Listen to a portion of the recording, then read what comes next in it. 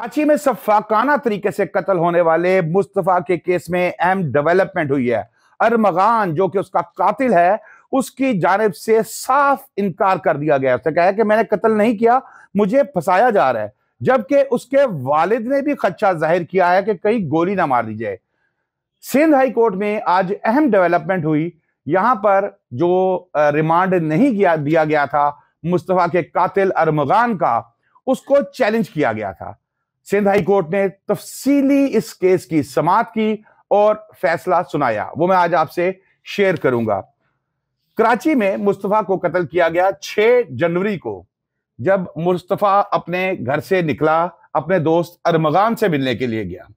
जब वो अरमगान से मिलने के लिए गया, उसके बाद उसकी वापसी नहीं हुई।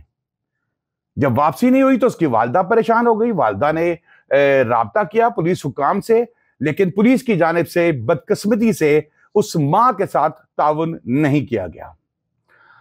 जिसके बाद वो मां तो आखिर मां थी, उसने हार नहीं मानी और वो निकली और अपने रिसोर्स इस्तेमाल करते हुए उसने डाटा इकट्ठा करना शुरू किया और फिर पुलिस को बताया, जिसकी रोशनी में पुलिस ने रेड की और मुलजिम को गिरफ्तार किया। ये सब तफसीलात मैं आपसे शेयर करूंगा, लेकिन सबसे पहले मैं आज आपको बताऊं कि जब अदालत ने रिमांड नहीं दिया मुलजिम का, इंसदाद दहशतगर्दी की अदालत ने मुलजिम अरमगान को पकड़ा गया था, उसके बाद आज जब सिंध हाई कोर्ट में यह मामला गया तो सिंध हाई कोर्ट ने इस पर तफसील से समाअत की और हुक्म किया। जस्टिस जफर अहमद राजपूत जो है, उनकी सरबराही में बेंच ने समाअत की। मुंतजिम जज जो इंसदाद दहशतगर्दी की अदालत के थे, जो उन्होंने फैसला रिमांड नहीं दिया था, उनके फैसले को कलअदम करार दे दिया गया।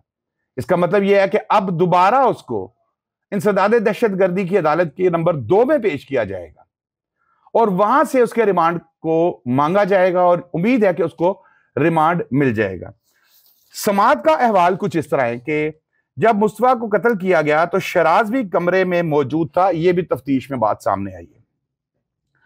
पहले उसे डंडों से तशद्दुद किया गया और ऐसा लगता है कि जब उसको जलाया गया गाड़ी में रख के तो वो जिंदा था।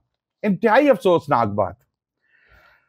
सरकारी वकील ने अदालत में जो अपना मौकिफ इख्तियार किया, मैं अब बात कर रहा हूं हाई कोर्ट की, क्योंकि इंसदाद दहशतगर्दी की अदालत ने रिमांड देने से इनकार कर दिया था, जिसके बाद अब यहां पर उसको चैलेंज किया गया था। सरकारी वकील ने बताया हाई कोर्ट को कि जिस्मानी रिमांड हमें नहीं मिला, बड़ा हीनियस क्राइम है, बहुत बड़ा जुर्म हुआ है। अदालत ने सवाल किया कि एटीसी अदालत के जज ने किस वजह से मुलजिम का जिस्मानी रिमांड नहीं दिया। अदालत ने सवाल उठाया। अदालत ने सवाल यह भी किया कि क्या मुलजिम के साथ मारपीट की गई थी, क्या मारपीट की वजह से जिस्मानी रिमांड नहीं दिया गया था। अदालत ने बहुत से सवालात किए, जिनके जवाबात सरकारी वकील की जानिब से दिए गए। मुलजिम अरमगान ने कहा कि पुलिस ने उन पर तशद्दुद किया है। फाजिल अदालत ने पूछा तशद्दुद किया है तो कहां किया है, दिखाओ कोई निशान।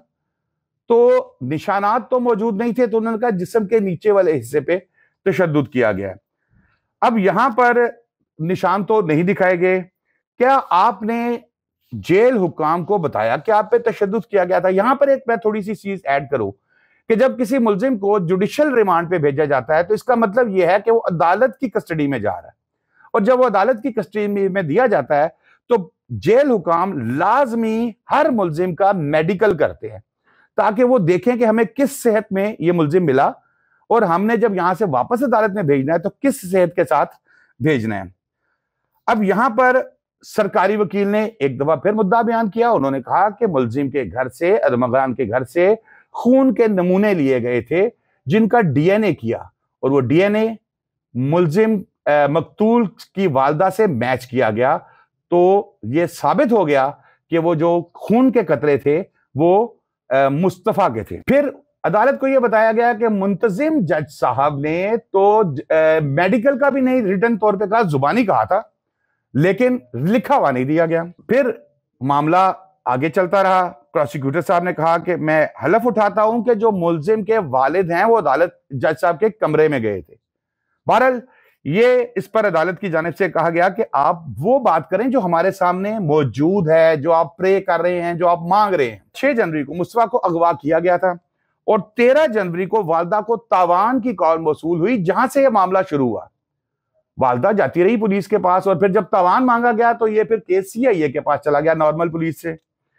जिसके बाद जो एवीसी एक डिपार्टमेंट है पुलिस का ही, उसके पास ये केस ट्रांसफर हो गया। मुलजिम ने पुलिस पार्टी पे भी फायरिंग की। प्रोसिक्यूटर साहब जो है वो जज साहब को सारी कहानी सुना रहे हैं हाई कोर्ट के, और वो बड़ी तवज्जो से सुन रहे हैं। हाई कोर्ट ने इस्तफसार किया कि मुलजिम के घर से कौन सा असलहा मिला था। सरकारी वकील ने बताया कि इसकी एक अलग एफआईआर दर्ज है, 4 एफआईआर जो है वो इस मुलजिम अरमगान पर दायर थी, लेकिन जिस्मानी रिमांड नहीं मिला था। इससे पहले भी 5 मुकदमात दर्ज थे, ये भी प्रोसिक्यूटर साहब ने बताया। अरमगान की जो है उसने कहा कि मैं मुस्तफा को नहीं मारा। अब अरमगान साहब आ गए, उन्होंने बिल्कुल साफ इनकार कर दिया, मैंने नहीं मारा।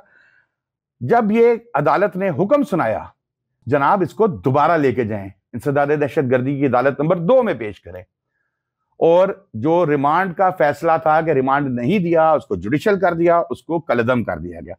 अब होता कुछ यूं है कि जब ये लेके निकलते हैं तो बख्तरबंद गाड़ी है, उसमें जाने से पहले मुलजिम अरमगान बड़ा क्लियरली कहता है मीडिया के लोगों को देख के कि जनाब मैंने कोई कत्ल नहीं किया और मुझे इसमें फंसाया जा रहा है। नॉर्मली हर मुलजिम ये कहता है इब्तदा में, लेकिन बहरहाल हमारा काम ये है कि आपको हकीकत बताएं वहां पर हुआ क्या, तो वो मैं आपसे शेयर कर रहा हूं।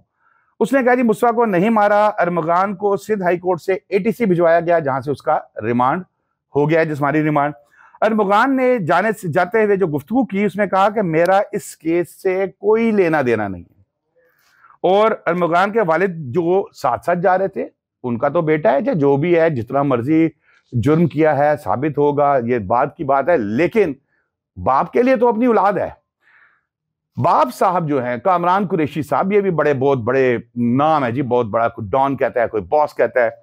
बहरहाल इन्होंने कहा मैं आपकी गाड़ी के पीछे पीछे आऊंगा, तो मेरी गाड़ी पे गोली मत चला देना और फिर मुझ पे फायरिंग ना करना, मेरा बेटा आपके साथ है और मैं तवक्को करता हूं कि ये महफूज रहेगा। तो दोस्तों अब तक के लिए इतना ही। शादाब रियाज को इजाजत दीजिए। अल्लाह हाफिज।